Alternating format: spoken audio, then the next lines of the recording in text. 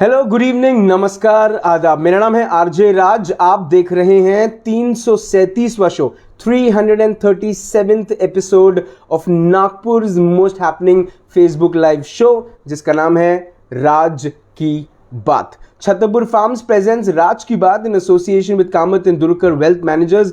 My education partner is Globus ITI Kamti. My cake partner is Freshly Baked. A big thank you to Tricos, a Nagpur brand now going global when it comes to chocolates, and a big thank you to my servicing wala and of course Joshi Security System. Tirupati Urban Cooperative Bank is my banking partner. एक बात जो मुझे ऐसा लगता है कि नागपुर इस बात को लेके काफ़ी दिनों से एक्साइटेड रहा है और मैं खुद बड़ा एक्साइटेड रहा हूँ, वो है एक ऐसा इंटरव्यू जिसके लिए मैं तकरीबन 14 घंटे ट्रैवल कर चुका हूँ। पिछले 20 मिनट में मैं एक व्यक्ति विशेष के आने का बड़ा इंतज़ार करता रहा। ये बता दूं कि उनके यहाँ की चाय भी आंदोलनकारी ही है और मेरे साथ इस वक्त है जय किसान आंदोलन के founding member, the one and only Yogendra Yadav ji. Yogendra ji नमस्कार। 337वें एपिसोड में राज की बात में आपका स्वागत है। शुक्रिया। बिल्कुल सीधी सीधी बात करने के लिए मैं नागपुर से दिल्ली आया हूँ। मैं ये सीधा सीधा इसलिए आपसे नहीं पूछूंगा, मैं कोशिश करूँगा कि मैं कुछ शायरियाँ बोलूँ और उसका जवाब आप दें। मुफ्त की कोई चीज़ बाज़ार में नहीं मिलती, मुफ्त में कोई भी चीज़ बाज़ार में नहीं मिलती, किसान के मरने की सुर्खियां अखबार में नहीं मिलती। कैसे इस चीज़ को लेते हैं आप? आज हमारे साथी ट्विटर पे ट्रेंड कर रहे हैं, 300 से अधिक किसान शहीद हो चुके हैं। मुफ्त की कोई चीज़ बाज़ार में पता नहीं मिलती है, लेकिन किसान की बात कम से कम इस सरकार के मुंह से तो बिल्कुल नहीं सुनती है। प्रधानमंत्री इस पर ट्वीट करते हैं कि सौरव गांगुली की तबीयत ठीक है कि नहीं है। अमेरिका, दुनिया जहान में दो लोगों को कुछ हो जाए तो प्रधानमंत्री ट्वीट करते हैं, लेकिन इन 300 किसानों के लिए मुंह से उफ तक नहीं निकली। लोकसभा ने 1 मिनट के लिए मौन तक नहीं रखा। लगता है कि हमारा देश संवेदन शून्य हो गया है और इस संवेदन शून्य देश को जगाने का काम आंदोलन का है। आंदोलन, आपको ऐसा नहीं लगता कि बहुत सारी 1947 के बाद बहुत सारी ऐसी चीज़ों थी जिसको लेके आंदोलन किया जा सकता था? कभी नर्मदा को लेकर मेघा पाटकर जी ने एक बहुत बड़ा आंदोलन किया। ऐसी बहुत सारी चीज़ें थी जिसको लेके छोटे छोटे अनशंस हुए, छोटे छोटे आंदोलन हुए, लेकिन सरकार के कान तक तो कभी भी बात नहीं गई, वो कांग्रेस की सरकार हो या वो बीजेपी की सरकार हो। क्यों इस देश में एक आंदोलनकारी बनना, क्यों इस देश में एक आंदोलन करना इतना डाउन मार्केट है? अगर सत्ता की समीकरण देखें तो डाउन मार्केट है, समाज की समीकरण देखें तो डाउन नहीं है, क्योंकि अंततः ये देश खुद एक आंदोलन से पैदा हुआ। आंदोलनों ने इस देश का स्वरूप बदला। ये जो भाषा के आधार पर राज्य बने, ये तो आंदोलनों के चलते ही बने। इन आंदोलनों ने इस देश को जगाया। इमरजेंसी के खिलाफ जो हुआ वो आंदोलन के चलते ही हुआ। तो आंदोलन तो इस देश को बनाते हैं। नहीं तो हमारे देश का सार्वजनिक जीवन एक तालाब है जो कि जिसमें पानी रुका हुआ है, काई जमी हुई है, सड़ गया है। आंदोलन वो एक तरह की फ्रेश पानी की धार है जो इस तालाब के स्वरूप को बनाते हैं, बदलते हैं, इसको बेहतर करते हैं, इसकी सड़ांध को ख़त्म करते हैं। तो वो कभी भी डाउन मार्केट हो नहीं सकता। हाँ, कभी सत्ता की निगाह में, सरकारी दरबारी मीडिया की निगाह में वो छोटा हो जाए तो कोई बात नहीं, इसमें क्या फ़र्क पड़ता है।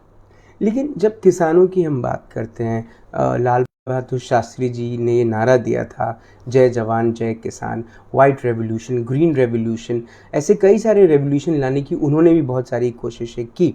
लेकिन जब फार्मर्स की बात आती है तो क्यों सरकारें इतनी अंधी और बहरी हो जाती हैं? क्यों विदर्भ का किसान हर साल इतने लंबी तादाद में आत्महत्या करता है? क्यों पंजाब का किसान अपनी किसानी छोड़कर दिल्ली के बॉर्डर पे इंतज़ार करता है कि कब कोई नेता के दिमाग में बात समझ में आएगी और वो शायद आकर किसान और कृषि जो नए कानून बने हैं उस पर एक नया उलटफेर करेगा? सही कहा आपने, क्योंकि किसानी का संकट कोई आज का नहीं है, बहुत पुराना संकट है। कोई इस सरकार के दौरान पैदा हुआ ऐसा बिल्कुल नहीं है। खेती किसानी के 3 संकट हैं, बहुत समय से चले आ रहे हैं। पहला है आर्थिक संकट, खेती घाटे का सौदा है। दूसरा है आबो हवा का, पर्यावरण का संकट, कि खेती किसानी जो है वो पर्यावरण के अनुरूप नहीं हो रही। पर्यावरण जो है वो हमारी मिट्टी नष्ट हो रही है, पानी नीचे जा रहा है, हर तरह से संकट है। तीसरा है अस्तित्व का संकट, किसान रहना नहीं चाहता, उसे शर्म आती है किसान होने में, बच्चा बोलने में शर्म महसूस करता है कि वो किसान का बेटा है। और ये कोई आज का संकट नहीं है, कोई मोदी जी के राज में शुरू हुआ, ऐसा बिल्कुल नहीं है। ये पुराना संकट है, क्योंकि इस देश के जो सत्ताधीश हैं वो समझते हैं कि किसान तो छिलका है, केला खाते हैं तो आप छिलके को थोड़ी खाते हैं, छिलका उतार के फेंक देते हैं, केला खा लेते हैं। तो इसी तरह से हम अनाज खा लेते हैं, उस अनाज को बनाने वाले को हम फेंक देते हैं।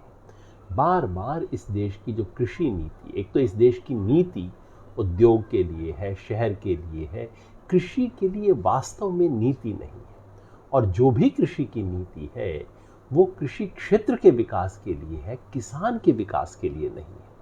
अजीब सुनने में लगता होगा, लेकिन सारी नीतियां ऐसी हैं कि कृषि में उत्पादन बढ़ जाए, उत्पादक भले ही भाड़ में जाए। और बार बार ऐसा हो रहा है। इसलिए किसान का आंदोलन जो है वो इस देश को जगाने की कोशिश है, देश की आत्मा को जगाने की कोशिश है, इस देश के नीति निर्माताओं को जगाने की कोशिश है।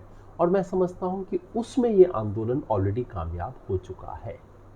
आपके इस ड्राइंग रूम में एक अच्छी सी तस्वीर लगी है भगत सिंह जी की, और उसमें 4 अच्छी लाइनें हैं। वो लाइनें मुझे याद नहीं, लेकिन एक लाइन आखिरी में जो कहती है वो यही कहती है कि चेहरे बदल जाते हैं लेकिन भगत सिंह अलग अलग रूप में आते हैं। लेकिन इस देश का युवा तो किसान के आंदोलन से बिल्कुल नहीं जुड़ रहा। आपको दुख लगता है इस बात का? ये बात सही नहीं है। 23 मार्च आ रही है, भगत सिंह की जयंती, जिस दिन हमने आह्वान किया है युवाओं को, देश भर के युवाओं को हमारे मोर्चों पे आने का, और ये पहली बार नहीं है। दरअसल क्या है कि युवा का मतलब हम केवल शहरी युवा से लेते हैं। दिक्कत यही है कि हम वो जो लाखों किसान जो इस वक्त सड़कों पे, मोर्चों पे हैं, जिनमें से आधे कम से कम काले बाल वाले हैं, उनको पता नहीं क्यों हम युवा नहीं मानते ना। जो शहर में होगा, यूनिवर्सिटी में होगा, जीन्स पहनेगा, एक खास तरह से व्यवहार करेगा, उसको हम युवा कहते हैं, बाकियों को युवा नहीं कहते। क्योंकि इस देश में मध्यम वर्ग का वर्चस्व हो गया है हर चीज़ पे। जो मिडिल क्लास है, वैसे वो मिडिल में है नहीं। इस देश में जो 90% के ऊपर होते हैं ना, वो अपने आप को मिडिल क्लास कहते हैं जी। तो वो in the middle of nowhere, मतलब तो वो मिडिल क्लास का ऐसा वर्चस्व है कि हम कहते हैं देखो मैं तो नहीं हूँ। अरे 90 से ऊपर आप हैं, आप शहर में रहते हैं, आप इस आंदोलन में आए, बहुत अच्छी बात है, लेकिन आप नहीं है तो आंदोलन नहीं है, तो थोड़ी जागती है ना। लेकिन फिर युवा जो आपके साथ जुड़े हैं, जो किसान इस वक्त आप कह रहे हैं कि लाखों किसान इस वक्त रास्ते पे हैं, वो किसानों के बारे में जो खबरें छपती हैं वो एक्चुअली नहीं छपती, ये आपको पता है ना। इस देश की मीडिया आपको कवर नहीं कर रही है। ये बात सच है। आज की बात नहीं है, हमेशा इस देश में अगर शहर में 200 लोग खड़े हो जाएं, नागपुर में 500 लोग खड़े हो जाएं, वो कंपनी के एग्जीक्यूटिव हों, कुछ हों, तो बहुत बड़ी खबर छप जाएगी। वहीं गढ़चिरौली में 5000 किसान खड़े हो जाएं तो खबर नहीं बनेगी। नागपुर में अगर 5 खास तरह के बच्चे आत्महत्या कर लें, फ्रंट पेज पे हेडलाइन हो जाएगी। वही खबर अगर 500 किसान मरे तब जाके बनेगी वो खबर। ये हमेशा इसका रहा है। किसान इस बात का आदी है। पहले दिन से किसान आंदोलन जब 2 महीने तक पंजाब के भीतर चला, किसी ने ध्यान नहीं दिया। हमारी खबर कब ली गई? जब हम दिल्ली के बॉर्डर पे आके बैठ गए, जब दिल्ली वालों का जीवन थोड़ा सा अस्त व्यस्त हुआ, तब जाके खबर बनी। वो भी मिडिल क्लास के कारण खबर बनी, क्योंकि इस देश का media of the middle class, for the middle class, by the middle class है। खबर नहीं बनी। दिल्ली आए तो खबर बनी। जब तक दिल्ली परेशान रही तब तक खबर बनी। और 26 जनवरी के बाद तय कर दिया गया कि इन्हें खबर नहीं बनाना है, तो खबर से उतार दिया गया। मगर किसानों के बीच हम पहले दिन से खबर थे, खबर हैं, खबर रहेंगे। और किसान और किसानों के हितैषी इस देश के 60% लोग हैं। और मीडिया का मैं बताऊं, एक तो मीडिया है बड़ा टेलीविज़न, बड़ा अखबार और उसकी सुर्खियां, उसमें हम 1-1.5 महीना सुर्खी में रहे, उसके बाद नहीं रहे। लेकिन दूसरा मीडिया है जो आप जैसे लोग चलाते हैं, वो भी आज बहुत बड़ा मीडिया है। मैंने सिरसा शहर के अंदर एक छोटा सा भाषण दिया जिसको आप जैसे किसी साथी ने किया, वो 18 लाख लोगों ने देखा। तो अब मैं उसे बड़ा मानूं या किन टीवी चैनल को बड़ा मानूं? और अंतिम बात ये कहूँगा, सबसे बड़ा मीडिया इस दुनिया का है मेरा मुंह और आपका कान। उससे बड़ा कोई मीडिया नहीं है जिसे ना सरकार बंद कर सकती, ना मिनिस्ट्री ऑफ इंफॉर्मेशन बंद कर सकती, ना जिसको इंटरनेट बंद कर सकता। वो मीडिया किसान का कायम है और वो मीडिया आज भी बुलंद है। कृषि कानून की ऐसी कौन सी अहम बातें हैं जो जिसमें सीरियस मतभेद है और बड़े आसान तरीके से आप हमारे व्यूअर्स को समझा सकते हैं? वो पूछते हैं कि इसमें काला क्या है, हम कहते हैं इसकी तो नीयत ही काली है। सबसे महत्वपूर्ण कानून क्या है? जो कहता है कि प्राइवेट मंडी बना लो, सरकारी मंडी के बाहर प्राइवेट मंडी बना लो। सरकार कहती है इससे क्या फ़र्क पड़ेगा, एक के बजाय 2 मंडी मिल गई किसान को। हम कहते हैं इसमें वही खेल होगा जो जियो मोबाइल के अंदर हुआ था।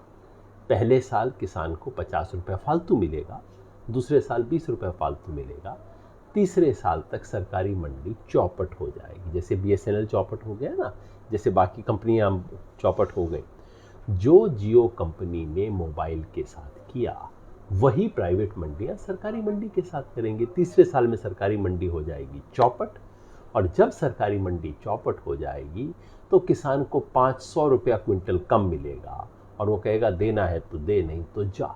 तो सबसे बड़ा डर ये है कि जो सरकारी APMC जो मंडियां, सरकारी मंडियां बनी हैं, ये मंडियां चौपट हो जाएंगी। दूसरा, ये जो कानून बना है जिसे मैं बोलता हूँ जमाखोरी की छूट कानून, उस कानून से डर ये है कि किसान जब अपनी फसल बेचने आएगा तब बड़े बड़े गोदाम से माल रिलीज़ किया जाएगा, फसलों के दाम नीचे गिर जाएंगे, और जब आप जैसा उपभोक्ता खरीदने जाएगा तब गोदाम के दरवाजे बंद होंगे, जमाखोरी शुरू होगी और दाम बढ़ जाएंगे। तो मजदूर और किसान दोनों को नुकसान होगा। तीसरा, कॉन्ट्रैक्ट की खेती। अगर अनइक्वल पार्टनर्स के बीच में कॉन्ट्रैक्ट होता है, एक तरफ किसान, एक तरफ कंपनी जिसके काले कोट वाले बड़े बड़े वकील सुप्रीम कोर्ट तक जाने को तैयार हैं, दोनों के बीच में बराबरी की कॉन्ट्रैक्ट हो ही नहीं सकता। जिस साल कंपनी के फायदे का कॉन्ट्रैक्ट होगा, जैसे आलू की चिप्स में हुआ, 6 रुपए का रेट था, 8 रुपये पहली बार मार्केट में रेट हो गया। कंपनी ने कहा कि नहीं, 6 रुपये का कॉन्ट्रैक्ट हुआ तब तो तुम्हें 6 में देना पड़ेगा, दे दिया बेचारे किसान ने। अगले साल 4 रुपये कॉन्ट्रैक्ट हो गया, 4 रुपये का रेट हो गया। अब किसान ने कहा साहब 6 रुपये खरीदना पड़ेगा आपको। उन्होंने कहा कोई नहीं, तुम्हारा आलू का साइज़ ठीक नहीं है, कोर्ट के अंदर बात करेंगे। बराबर नहीं हो सकता। कॉन्ट्रैक्ट के किसान जो है, कॉन्ट्रैक्ट के कानून में जब तक किसान को बचाने के लिए सरकार बीच में नहीं आती तो किसान पिसेगा। ये 3 हमारे ऐतराज है। सरकार कहती है संशोधन कर लो, हम कहते हैं अगर कोई मूल भावना सही हो तो फिर संशोधन किया जा सकता है। मैंने दर्जी को पैंट बनाने के लिए दिया, उसने पैंट 2 इंच छोटी बना दी, कोई बात नहीं, संशोधन करके दोबारा लंबी बना लेंगे, 1 इंच हम भी कम से गुजारा कर देंगे। बनाने को दी पैंट, बना दी उसने सलवार, और वो कह रहा है आप संशोधन करवा लो। संशोधन कैसे करवा लें ऐसी चीज़ के अंदर? ये ऐतराज है। हमारे एक व्यूअर हैं नीरज पोपतानी, वो पूछते हैं सर जियो के आने के बाद तो काफ़ी कंपनीज ने अपने रेट्स कम कर दिए थे, तो जनता तो लूट नहीं रही थी, और तो जियो आने के बाद जनता को तो फ़ायदा ही हुआ ना। मैं सिर्फ एक चीज़ की बात कर रहा हूँ, वो ये कि शुरू में जियो ने कहा मुफ्त में, आजीवन फ्री, और बाद में 2 साल बाद जियो ने क्या कहा, अब हम तुम्हें रेट दिखाते हैं, है ना। तो ये शहरी कंज्यूमर के साथ करना पड़ा क्योंकि वो एक खास तरह की मार्केट थी, वहाँ ड्राई है, सब कुछ है। जहाँ किसान की बात आएगी, जब उसकी मंडी ध्वस्त हो जाएगी, उसके बाद जब कहेगा कि अब तुम्हें 500 रुपये कम में दूंगा, तब तो कोई अखबार वाला रिपोर्ट करने वाला भी नहीं बचेगा। कम से कम मोबाइल में चूंकि शहरी कंज्यूमर इन्वॉल्व है तो इसको रेट को रिपोर्ट किया जा रहा है। ये बिल्कुल एक स्टैंडर्ड इकोनॉमिक प्रैक्टिस होती है जिसमें आप पहले अपने कॉम्पिटिटर को ख़त्म करते हो, उसके बाद आप अपने रेट बढ़ाते हो। ये खेल होने जा रहा है। किसान के मन में ये डर है सबसे बड़ा। लाखों लोग इस देश में आपको फॉलो करते हैं। शुरुआत हुई इंडिया अगेंस्ट करप्शन से। जब वो पूरा का पूरा आंदोलन शुरू हुआ तो इस देश को ऐसा लगा कि इस देश में करप्शन ख़त्म हो जाएगा। सिर्फ सरकार बदली, करप्शन आज भी वही है। मेरी शुरुआत इंडिया अगेंस्ट करप्शन से नहीं हुई। मेरी शुरुआत हुई 30-35 साल पहले, किशन पटनायक मेरे गुरु थे, संयोग से वो नागपुर में ही पढ़े थे। उनसे शुरुआत हुई। उन्होंने रास्ता दिखाया, जन आंदोलन से जुड़ा, तमाम तरह के जन आंदोलनों के बीच में मैं रहा। हाँ, जब मैं आम आदमी पार्टी से जुड़ा उस वक्त लोगों को दिखा कि हाँ ये आंदोलन में शामिल है। मैं तो उससे 20 साल पहले से शामिल रहा करता था। उस आंदोलन ने, मैं बार बार कहता था, लोकपाल का आंदोलन वो नहीं है, वो लोक बल का आंदोलन है। उससे लोगों को ये बल मिला कि लोग अपने पाँव पे खड़े होकर कुछ बोलना शुरू कर दें। उस आंदोलन की सबसे बड़ी उपलब्धि मैं आम आदमी पार्टी के बनने को नहीं मानता, उसकी सरकार बनने को नहीं मानता। सबसे बड़ी उपलब्धि ये थी कि लोगों में हिम्मत आई कि उन्होंने बाहर आके सरकार से सवाल पूछने शुरू किए। जो लोग आज तक कभी घर से बाहर नहीं निकले थे, वो मोमबत्ती लेके बाहर आए। उसके बाद निराशा हुई। आम आदमी पार्टी की करतूतों को लेके लोगों के अंदर बहुत दुख हुआ। लेकिन जो एक बार जिसने घर से बाहर आने का रास्ता सीख लिया, वो फिर अरविंद केजरीवाल से भी सवाल पूछता है, वो मुझसे भी सवाल पूछता है, और वही उसकी सबसे बड़ी उपलब्धि। आपने अभी बात करी वो लोकपाल नहीं, वो लोक बल का पूरा एजिटेशन था। लेकिन बल तो आप भी दिखा रहे हैं।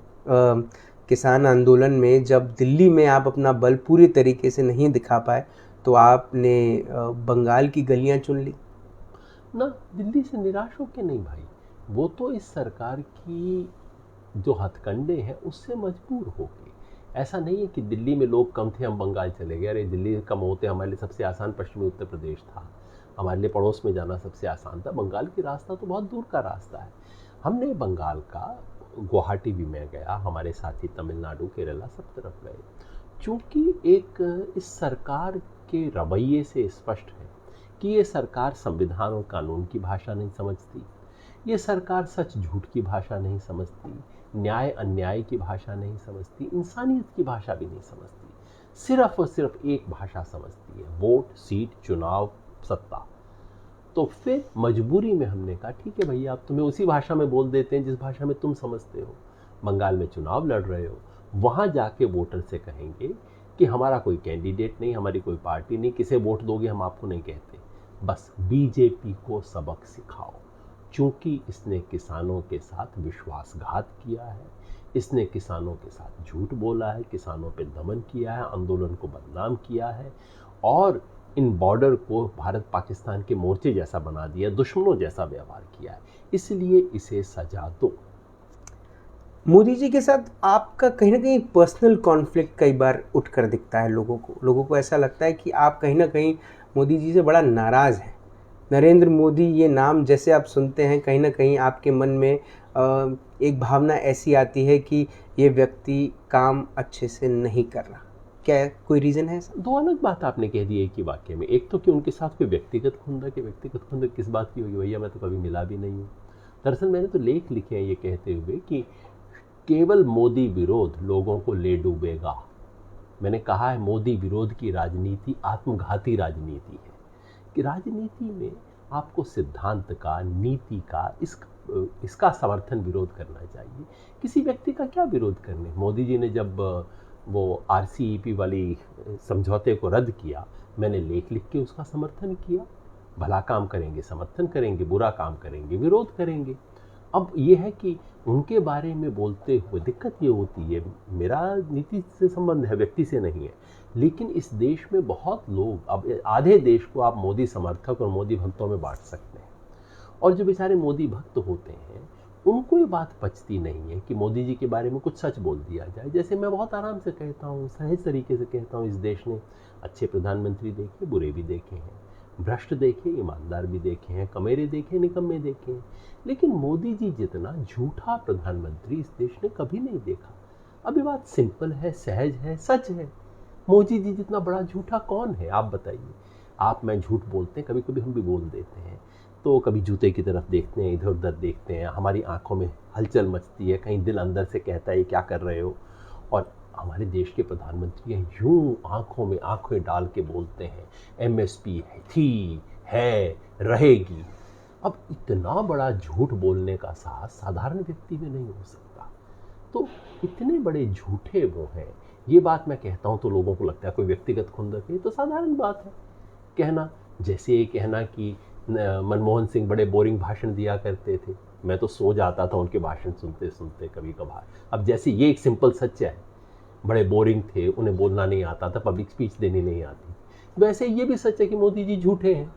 अब पता नहीं क्यों लोग मेरा पहला सच आसान से स्वीकार कर लेते हैं, दूसरे सच को सुनते हुए बड़ी परेशानी होती है। कोई बात नहीं। लेकिन जी देखिए, ये जो विरोध है, ये जो आंदोलन है, अब ये जो अभी की जो ये जनरेशन है, वो विवाद में नहीं, वो विकल्प में बिलीव करती है। क्या ऐसा कोई विकल्प नहीं है, ऐसा कोई उपाय नहीं है जिससे कृषि कानून में आप, क्योंकि हमने सुना है कि बैठकें बहुत हुई हैं, रिजल्ट कुछ नहीं निकला, और शायद रिजल्ट नहीं निकलने से हो सकता है कि आंदोलनकारी जो आपके साथ जुड़े हैं वो भी कहीं ना कहीं इस बात को लेकर निराश हो जाते होंगे कि हर बार बैठक होती है, कुछ नहीं होता। सरकार भी हो सकता है इस बात को लेके अब उनकी आदत हो गई होगी कि यार कुछ होने वाला तो है नहीं। कोई विकल्प, कोई उपाय? आपने तो मेरे मुंह की बात छीन ली। सन 2018 में हमारा नारा ही एग्जैक्टली ये था, केवल विरोध नहीं विकल्प। हमने 2 कानून बनाए। पहली बार इस देश के इतिहास में किसान आंदोलन ने कानून बनाए। हमने कहा सरकार बनाए ना बनाए, सरकार की चीज़ों का विरोध खाली नहीं करेंगे, हम विकल्प बना के संसद में रखे ना। 2018 में 2 कानून हमने संसद में रखे। उसे किसान संसद में लाखों किसानों के बीच पास करवाया, 21 पार्टियों से मोहर लगवाई, संसद में रखा। संसद में चर्चा तक नहीं होने दी गई उन 2 कानूनों के बारे में। आज भी पड़े हैं। तो हम तो सरकार से कहते हैं, आपको कानून बनाने का शौक है मोदी जी, आप ऐतिहासिक काम करना चाहते हैं, बने बनाए कानून है, आप इसका श्रेय ले लीजिए।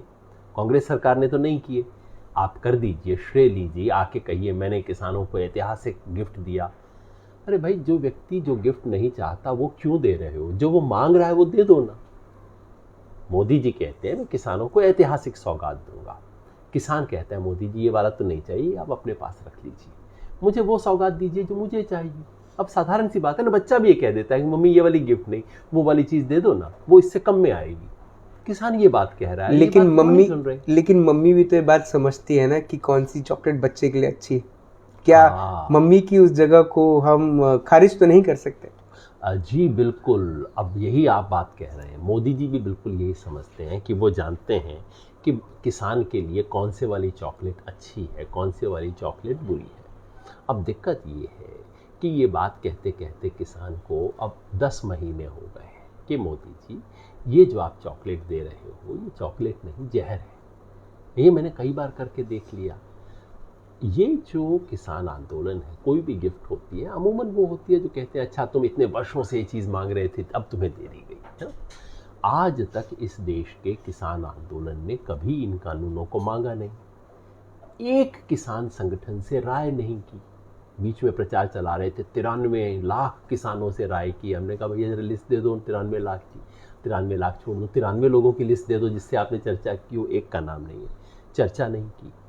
उनसे देश का एक भी बड़ा किसान संगठन आज भी इसके पक्ष में खड़ा नहीं है। खुद आरएसएस का संगठन भी किंतु परंतु लगा के इसके समर्थन में अब कुछ बोलने लगा जब आपके नागपुर से उसको ऑर्डर आ गया। पहले आरएसएस वाले इस कानून का विरोध कर रहे थे, अब उनको ऑर्डर आ गया तो थोड़ा सा कुछ करते हुए कर रहे हैं। एक किसान संगठन पक्ष में नहीं है। तो ये कैसी गिफ्ट है जो ना मांगी, ना राय की, ना मुझे पसंद, ना मैं उसके पक्ष में, लेकिन गिफ्ट देने वाला कह रहा है कि लेना तो यही पड़ेगा, नहीं तो काम नहीं चलेगा। और ये कैसा अहंकार है? ये सत्ता का जो अहंकार है ये सबसे बड़ी समस्या है। ये 3 कानून तो मर चुके हैं, लेकिन मोदी जी का अहंकार है कि अब वो मानने को तैयार नहीं है कि मर चुके हैं। किसान महापंचायत हो रही है, अलग अलग जगहों पर, अलग अलग गाँव में, स्थानों पर किसान पंचायत हो रही है, और ये बहुत रेगुलर प्रैक्टिस में हो रही है। काफ़ी लोगों को आप इन्फ्लुएंस कर रहे हैं, काफ़ी लोग आपसे इंस्पायर हो रहे हैं, मोटिवेट हो रहे हैं। लेकिन आप बंगाल चले गए, आप कभी नागपुर नहीं आए? कभी आपने आरएसएस का दरवाज़ा नहीं खटखटाया? अरे नागपुर सिर्फ आरएसएस क्यों है भाई? नागपुर में बहुत कुछ है। नागपुर शहर की बहुत अच्छी परंपरा है। नागपुर में तमाम तरह के आंदोलन है। नागपुर में सोशलिस्ट भी है, नागपुर में कम्युनिस्ट भी है, नागपुर में सब कुछ है।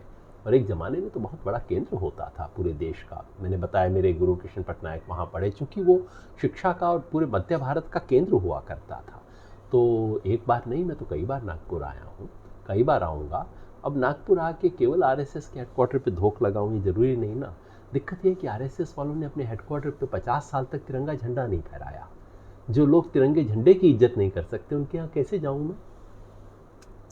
अनुसया काले छाबरानी देख रही हैं, वो खुद एक सोशल वर्कर हैं नागपुर में, इस वक्त बहुत बड़ा नाम रखती हैं सोशल वर्क में, किसी भी पॉलिटिकल पार्टी से जुड़ी नहीं हैं, ना इन्फ्लुएंस होती हैं।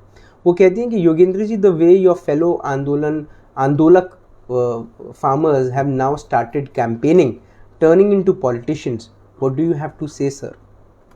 This is not turning into politicians. Politician तो तब होते अगर हम जाके कहते कि ये मेरा साथी है, एमएलए बना रहा हो, इसको एमएलए बना दो, इसको टिकट दे देते, कल तक आंदोलन किया था, अब इसको चीफ मिनिस्टर बना दो। ऐसा हम तो कुछ कह नहीं रहे।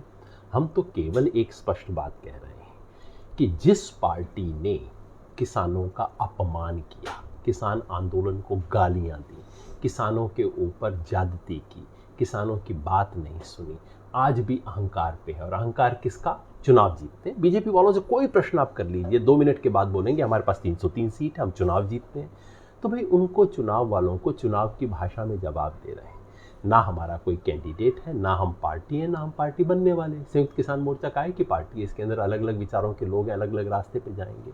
तो हम तो केवल और केवल किसान की बात कर रहे हैं। और अनुसुईया जी, एक बात मैं कहूँगा कि राजनीति एक छोटी राजनीति होती है जो बिल्कुल नहीं करनी चाहिए, पेटी पॉलिटिक्स, ये एमएलए बन गया, ये हो गया, वो हो गया। एक बड़ी राजनीति है, बड़ी राजनीति हमेशा करनी चाहिए। आप महिला हैं इसलिए मैं कहता हूँ, इस देश में महिलाओं का सवाल जब तक राजनीति में नहीं आएगा तब तक इस देश में महिलाओं की इज्जत नहीं होगी। तो बड़ी राजनीति करना, एजेंडा बनाना, ये तो राजनीति करना धर्म होना चाहिए हमारा। राजनीति युग धर्म है, ये टुच्ची राजनीति नहीं, बड़ी राजनीति करना। मैं स्पष्ट बोलता हूँ कि 2024 का चुनाव किसानों के मुद्दे पर लड़ा जाए, ये मेरी इच्छा है। इसके लिए मैं प्रयास करूँगा, एजेंडा किसान का हो। उसके बाद जो मर्जी जीत जाए, चाहे मोदी जी जीत जाए, चाहे कोई और जीत जाए, कोई फ़र्क नहीं पड़ता। ये हमारा प्रयास होना चाहिए, समाज सुधारकों का प्रयास होना चाहिए कि किसी बार मैं चाहता हूँ कोई ऐसा चुनाव हो ना जहाँ शराब रोकने के सवाल पे इस देश में वोट पड़े। मैं चाहता हूँ महिला की सुरक्षा के सवाल पे इस देश में चुनाव लड़ा जाए, शिक्षा बेहतर हो, स्वास्थ्य बेहतर हो, इस पे चुनाव लड़ा जाए। ये करना चाहिए, ये करना तो धर्म है। मुझे विश्वास है आप भी करेंगी। सिर्फ ये कहना कि लोकतंत्र में राजनीति बड़ी गंदी है, मैं राजनीति से दूर रहता हूँ, अच्छी बात नहीं है। हमें कहना चाहिए राजनीति की कमान मैं अपने हाथ में रखती हूँ, वो बड़ी बात होगी। केंद्र सरकार ने जो कृषि कानून जब अप्लाई करने की बात करी, राज्य सरकार के पास एक कहीं ना कहीं एक ताकत है इसको डिनायल मोड पे लाने की।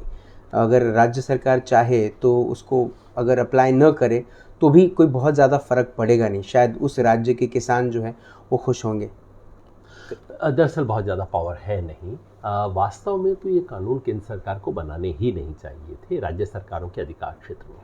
केंद्र सरकार इसको संवर्ती सूची में लेके आई है, संवर्ती सूची के बहाने कर रही है। तो संवर्ती सूची में यदि कोई कानून बन जाता है तो राज्य सरकार उसको रोक नहीं सकती है। कोशिश की कांग्रेस सरकार ने, पंजाब में की, राजस्थान में की, छत्तीसगढ़ में की, वो बड़ी आधी अधूरे कोर्स। एक तो उनके पास ताकत नहीं थी, दूसरा उस ताकत का भी उन्होंने ईमानदारी से प्रयोग नहीं किया। ऐसा कानून पंजाब में बनाया जो बिल्कुल दो मुहा कानून है। तो जो कुछ कांग्रेस की सरकारें कर सकती थीं उन्होंने वो भी नहीं किया किसान के लिए। हालांकि इन कानूनों को रोकना किसी भी राज्य सरकार के लिए संभव नहीं है। राज्य सरकार केवल ये कर सकती है कि सुप्रीम कोर्ट जाके कहे कि ये कानून केंद्र सरकार को बनाने का अधिकार नहीं है।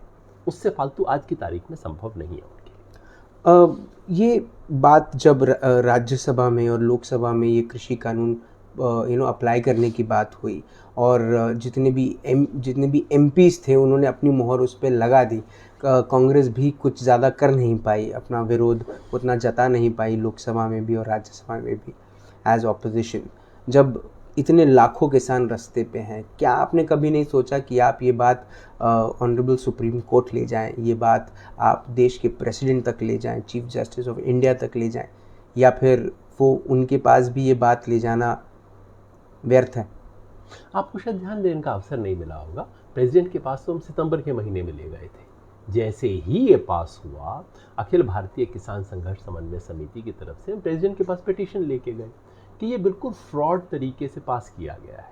आपने कहा कि लोकसभा और राज्यसभा में दोनों ने मोहर लगा दी। अब आपको याद नहीं रहा राज्यसभा में कैसे मोहर लगी थी। राज्यसभा में वोटिंग नहीं होने दी गई थी। भारत के इतिहास में पहली बार संसद में वोटिंग नहीं होने दी गई, जबकि लोगों ने मांग की कि वोटिंग होने दी जाए। इतना बड़ा फ्रॉड हुआ था पूरे देश के सामने। हम इसके बारे में राष्ट्रपति के पास गए।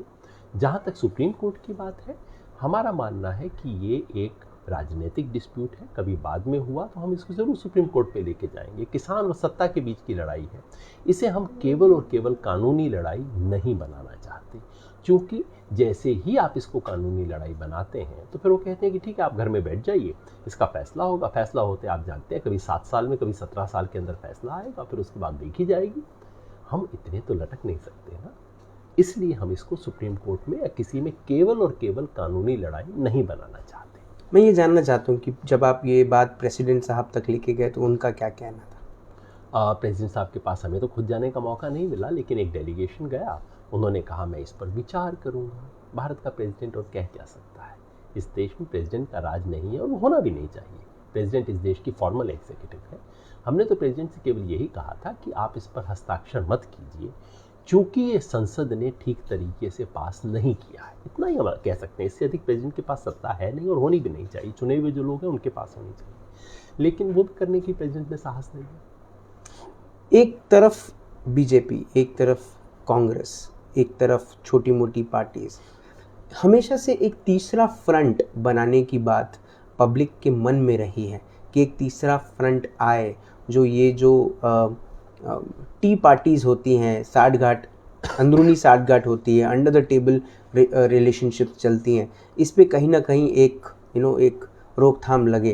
क्या ये पॉसिबल है हमारे देश में? आपकी दूरदृष्टि क्या कहती है? तीसरे के दो अलग अलग मायने हो सकते हैं। एक तो तीसरा वो जो कि दूसरा बनना चाहता था, बन नहीं पाया, प्लेटफॉर्म पे खड़ा था, गाड़ी छूट गई, और क्योंकि गाड़ी छूट गई तो कहता है कि अब मैं अलग हूँ, मेरी एक अलग पार्टी है, क्योंकि मैं गाड़ी में चढ़ नहीं पाया। आमतौर पे इस देश में तीसरा बताने वाले लोग वही होते हैं जो पहली या दूसरी दोनों प्लेटफॉर्म पे गाड़ी में चढ़ने की कोशिश करते हैं। गाड़ी छूट गई तो प्लेटफॉर्म पे खड़े रह गए, तो बन गए तीसरे। वो तीसरा नहीं है। तीसरा एक दूसरा मुहावरा रहता है जो शिव जी का तीसरा नेत्र है। तीसरा मतलब विकल्प, तीसरा मतलब जो कुछ स्थापित है उससे भिन्न वो हो तो उसका महत्व है। यानी कि इस देश को राजनीतिक विकल्प नहीं चाहिए तो खूब है, कांग्रेस नहीं पसंद तो सपा ले लीजिए, बसपा ले लीजिए, तृणमूल है, ये है, वो है। बनी बनाई राजनीति के बने बनाए राजनीतिक विकल्प तो खूब है इस देश में, उसकी ज़रूरत नहीं है। वो कभी दूसरे हो, तीसरे हो, चौथे हो, कोई फ़र्क नहीं पड़ता। जिसकी ज़रूरत है वो है वैकल्पिक राजनीति, जो बनी बनाई राजनीति के समीकरण को बदले, उसको चुनौती दे, सरकार बने बनाए जो प्रतिमान हैं उनको चुनौती दे और नई तरह की राजनीति स्थापित करे। उसकी कोशिश हमारे जैसे लोग करते रहते हैं। उसमें जाहिर है बीजेपी से भी गाली पड़ती है, कांग्रेस से भी गाली पड़ती है, मगर उतना साहस और संकल्प तो लेके चलना होगा ना, अगर आपने देश में कुछ भी नया करना है, भिन्न करना है। कई बार कांग्रेस भी अपने कुछ ऐसे प्रपोजिशंस या ऐसे डेपुटेशंस लेकर देश के जाने माने जितने भी इंडस्ट्रियलिस्ट हैं उनके पास वो पहुंची हैं और उन्होंने उनसे भी आग्रह किया कि आप इस मुद्दे पे हमारा साथ दें। कभी आपने सोचा कि इन इंडस्ट्रियलिस्ट का दरवाज़ा आपने भी खटखटाना चाहिए? क्या फार्मर्स को उनकी ज़रूरत है? बिल्कुल, क्यों नहीं ज़रूरत है। फार्मर्स को पूरे देश की ज़रूरत है और इंडस्ट्रियलिस्ट इसी देश के इंडस्ट्रियलिस्ट हैं ना, वो भी हमारे साथी हैं।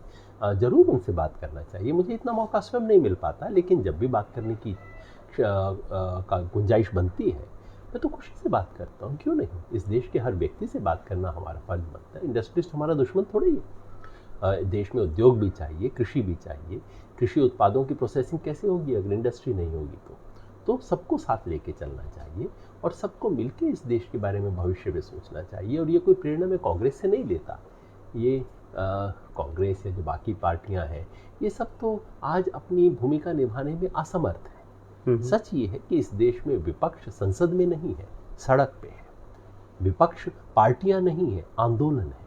इसीलिए प्रधानमंत्री शायद आंदोलनों से बहुत परेशान भी रहते हैं, क्योंकि सच्चा विपक्ष इस वक्त वही है इस देश में। उनसे प्रेरणा लेता हूँ मैं। पर जो परेशान होता है वो सॉल्यूशन निकालता है। अगर वो निकालें तो बहुत अच्छी बात है, मगर मुझे सॉल्यूशन दिखाई नहीं देता। उनका सॉल्यूशन कुछ ऐसा है कि इनका मुंह बंद कर दिया जाए। जो बोले उसको अंदर कर दो, इसके ऊपर ये केस लगा दो, उस पे मुकदमा लगा दो, उस पे ईडी की रेड डलवा दो, इस पे आईटी की रेड डलवा दो। प्रधानमंत्री को पता नहीं क्यों ऐसे सॉल्यूशन नज़र आते हैं। इतने बड़े देश के प्रधानमंत्री होने के नाते मैंने सोचा था वो ज़्यादा सुंदर चीज़ें सोच सकते हो कि इन चीज़ों का ऐसे सॉल्यूशन कर दो। देखिए ना, किसान को इतना खुश कर दो कि अगर मेरे जैसा आंदोलनकारी बोलने की कोशिश करे, किसान खुद आके उसका मुंह बंद करवा देगा। ऐसी बात क्यों नहीं सोचते प्रधानमंत्री? सिर्फ हमारा मुंह बंद करने के लिए ये केस वो केस धमकाना, ये सब का क्यों इस्तेमाल करते हैं? तो छोटे खेल हैं। मेरे आखिरी के 2-3 सवाल आपसे। एक ये कि आपने अभी नागपुर से अनुसुया काले छाबरानी मैम को सजेस्ट किया कि उन्होंने राजनीति में आना चाहिए और बड़ी राजनीति में आना चाहिए। आप राजनीति के बिल्कुल दरवाजे पे थे जब आप एक बिल के सपोर्ट में आए थे सामने। आपने बहुत पहले से आप अलग अलग चीज़ों पे आप आंदोलन करते आए हैं, लेकिन जब आम आदमी पार्टी बनी, वो आज अपनी तरक्की के 6 साल मना रहे हैं।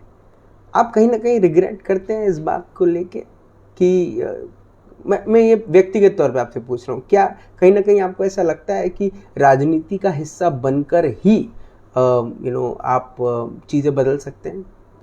मैं राजनीति में उससे 6 साल से पहले भी था और पिछले 6 साल लगातार राजनीति में रहा हूँ। मैं तो एक राजनीतिक दल का सदस्य हूँ, स्वराज इंडिया का। कोई छुपी हुई बात थोड़ी है।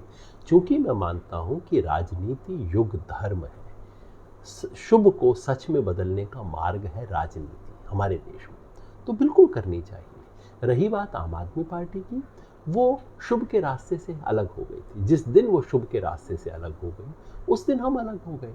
वो सत्ता के शीर्ष पे थे, राज्यसभा की टिकट का ऑफर मेरी जेब में था, लेकिन हमने कहा कि नहीं, ये करने थोड़े ही आए हैं। राजनीति, और जो मैंने अनुसुईया जी को कहा था, टुच्ची राजनीति और बड़ी राजनीति। टुच्ची राजनीति ये है कि मेरी राज्यसभा की पक्की हो गई सीट, चलो अपने को क्या फ़र्क पड़ता है, अब आंदोलन गया बाढ़ में, अपने सेट हो गए। ये टुच्ची राजनीति, और मैं चाहूँगा अनुसुईया जी कभी ना करें।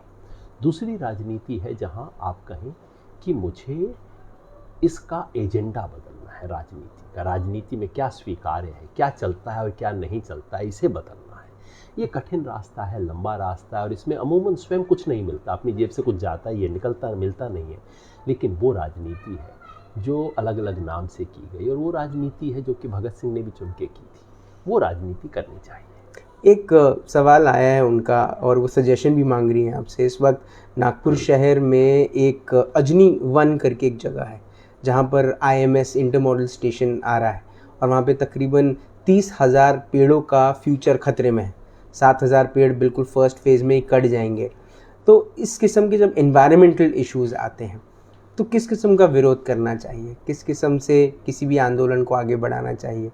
क्योंकि मेरा पहला सुझाव ये होगा कि सबसे पहले आंदोलन या विरोध की न सोचें। सबसे पहले सोचें कि क्या वाकई इसकी ज़रूरत है, क्या वाकई इसके बिना काम चल सकता है या काम नहीं चल सकता है। पूरे मामले की बिल्कुल गहराई से छानबीन करें और देखें कि क्या विरोध करना ही एकमात्र रास्ता है और कोई भी रास्ता है। अगर है विरोध तो फिर विकल्प भी देखें कि विकल्प क्या हो सकता है। सरकार को सिर्फ विरोध नहीं कहना चाहिए कि आप इसकी जगह ये कर लीजिए। जैसे मुंबई में उन्होंने कहा था कि अगर आरए की जगह किसी और जगह पे शेड बन सकता है तो यहाँ बन सकता है। आप विकल्प बनाइए, और उसके बाद यदि आपको लगता है कि ये जो हो रहा है गलत है, इसके विकल्प संभव हैं, तो फिर आपको लोकतांत्रिक तरीके से, अहिंसक तरीके से इसका विरोध करना चाहिए। ये आपका धर्म है। विरोध करना कोई खुजली नहीं है जो हम करते हैं।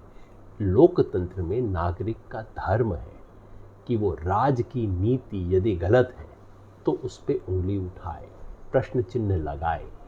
जब आप ऐसा करेंगी तो लोग कहेंगे राजनीति हो रही है।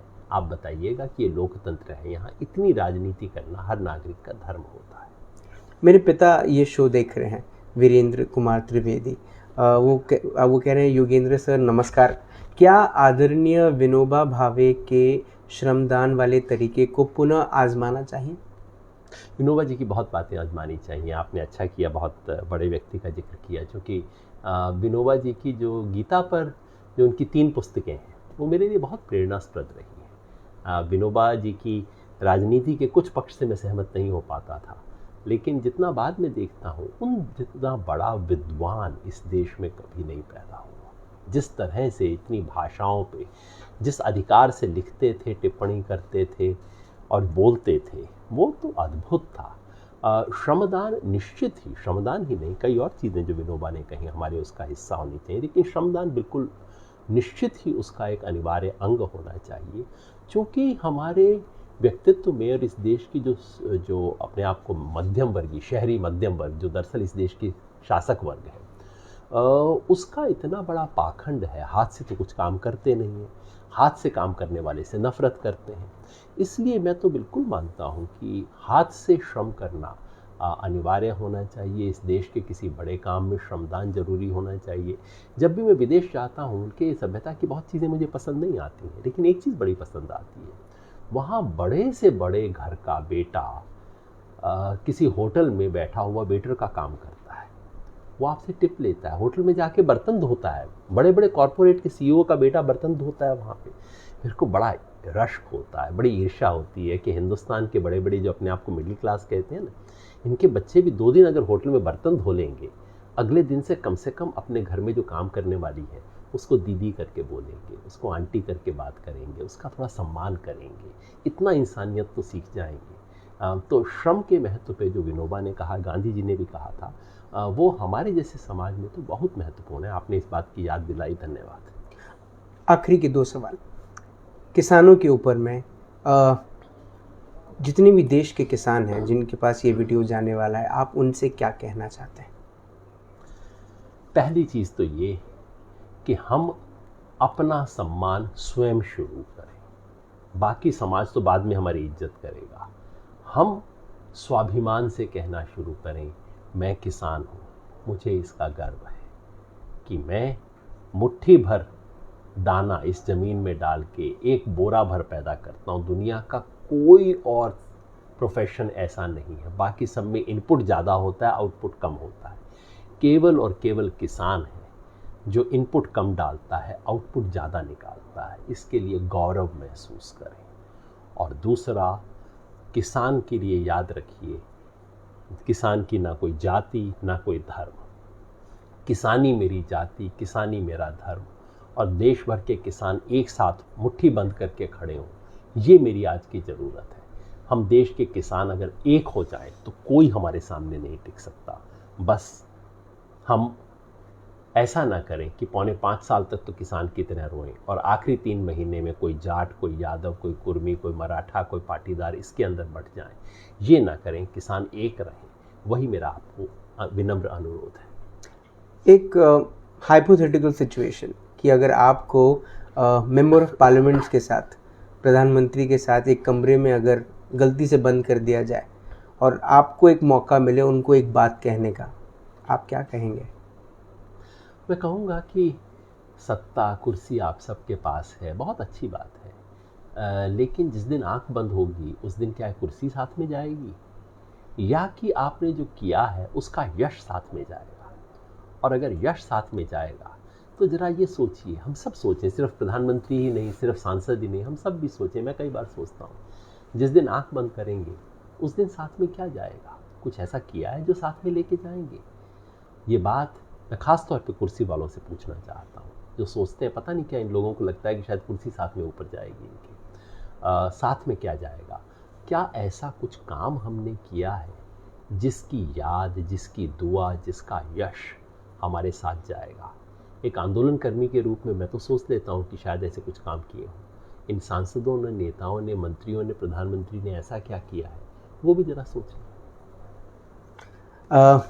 योगेंद्र जी, आपने अपना वक्त दिया, आपने हमसे बात करी। मुझे ऐसा लगता है कि मेरा नागपुर से यहाँ तक आना, जो पूरा जर्नी था, ये आना और जाना दोनों ही पूरी तरीके से सफल हुआ।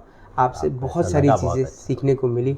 मुझे उम्मीद है कि ये वीडियो मैक्सिमम लोगों तक पहुँचे और किसानों की जो ये आंदोलन है, वो ये आंदोलन में और जान डाले और आपकी बात उन तक पहुँचे जिन तक पहुँचनी चाहिए, और कृषि कानून में बदलाव हो और वो किसान के हित में हो। आपने अपना वक्त दिया, आपने मुझसे बात करी, बहुत बहुत धन्यवाद। बहुत बहुत धन्यवाद, शुक्रिया। आज योगेंद्र यादव जी से बात करके बहुत कुछ सीखने को मिला, बहुत कुछ समझने को मिला, लेकिन ये बात कब तक हमारे जहन में रहेगी, इस पे एक बहुत बड़ा सवाल है। अंकुश बहुत सारी बातों पे है, लेकिन सबसे बड़ा जो सवाल आज मन में आ रहा है वो यही आ रहा है कि क्यों एक गद्दी पे बैठने के बाद, सरकार का हिस्सा बनने के बाद ये मंत्री अंधे और बहरे हो जाते हैं। शायद उनको उनकी याद बिल्कुल भी नहीं आती। मुझे ऐसा लगता है कि कई वर्षों से किसान अपने अधिकारों के लिए सिर्फ लड़ रहा है, लेकिन उसने उस लड़ाई में अपना काम नहीं छोड़ा, अपनी किसानी नहीं छोड़ी। वो इस देश की भूखे पेट को अनाज देता रहा, लेकिन इस देश ने किसानों को क्या दिया? आज किसी अखबार में किसानों के हित में कोई आर्टिकल नहीं दिखता, किसी टीवी चैनल पे किसानों के अधिकारों का कोई बड़ा शो नहीं दिखता, कोई एक ऐसे लोग रस्तों पे नहीं आते जो शायद संसद को ये बताएं कि किसान इस देश के लिए कितने ज़्यादा ज़रूरी है। एक शायरी है जो शायद लोगों तक ये बात समझे, कि जिनसे मैं कहना चाहता हूँ कि दुनिया में लेके आए हैं क्या, दुनिया से लेके जाएंगे क्या? सवाल ये नहीं है, सवाल ये है कि जब जाएंगे तो तुमको याद आएंगे क्या? कुछ ऐसा करे काम कि दुनिया आपके जाने के बाद भी ले आपका नाम। और किसान जब भी दुआ देता है तो उसकी दुआ से व्यक्ति कहाँ से कहाँ पहुँच जाता है। आपने भी अपना वक्त दिया, आपने ये शो देखा, कृपया ये शो उन सब तक पहुँचाए जिन तक आपको ऐसा लगता है कि ये रोटी जवाब दे रही है। कल शाम को 5 बजे होगी मुलाकात इन राज की बात। तब तक आप अपना ध्यान रखें, सुरक्षित रहें, स्वच्छ रहें, स्वस्थ रहें, मस्त रहें, खुश रहें, किसानों के साथ खड़े रहें। आज उनको आपकी ज़रूरत है। और जिंदा रहें। जय हिंद।